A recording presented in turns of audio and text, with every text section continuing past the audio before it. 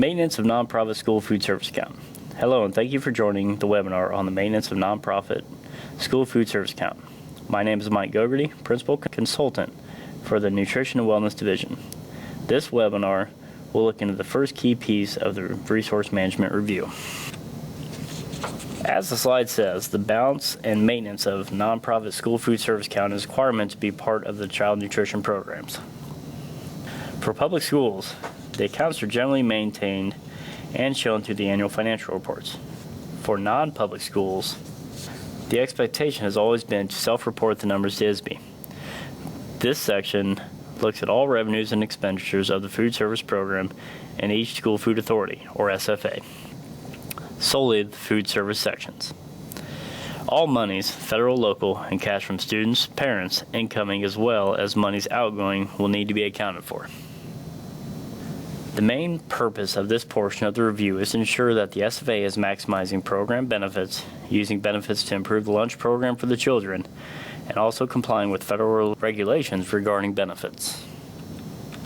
Revenues gained from the program are only intended to be used in the program. Revenues can be used to upgrade the food served, the equipment used to prepare the food, and the personnel used to prepare and serve the food. Revenues cannot be used for capital improvements without authorization prior to. For example, if you want to upgrade your equipment and it requires expanding space necessary to place it in the old equipment space, approval is required. As mentioned previously, our biggest source in this section of the review is to look at the annual financial report for the year we're reviewing. The title of this section, Nonprofit, can be misleading. The USDA does not hope that you will have zero profit. There is a threshold. That threshold is 3 months worth of operating expenses. If your operating expenses for the year are $900,000, you're allowed to hold up to $300,000 in your food services account at any time. In this section, we will look at a 10% sample or 1 month of expenses to ensure that the costs are allowable and only to the benefit of the students in the program. This is where we'll look at invoices, generally for a predetermined month prior to coming out. Here's a view of what we're looking for in the AFR. On this slide, there are the general revenue sources we look for. One portion that we have found that to be problematic is the a la carte and sales to adults not being accounted for correctly. Again, we understand this process is new, but we hope going forward that some of the issues can be corrected. There are some districts that put in all of their revenues into one account, generally all lumped into sales to pupils or lunch. The issues we are finding here is, when we look into the revenue from non-program food section, these totals need to be separated.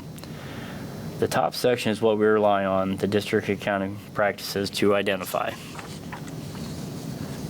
The second section we look at are the expenditures in the AFR. This one line indicates to us the salaries, benefits, and goods, foods and supplies, and services purchased. In the entirety of this section, we'll determine if your account is positive or negative.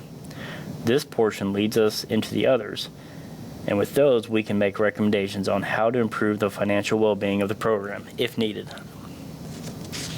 Again, if there are any questions, please feel free to reach out to anyone on the resource management team for assistance. Thank you for listening to this webinar. This concludes the webinar on maintenance of nonprofit school food services account.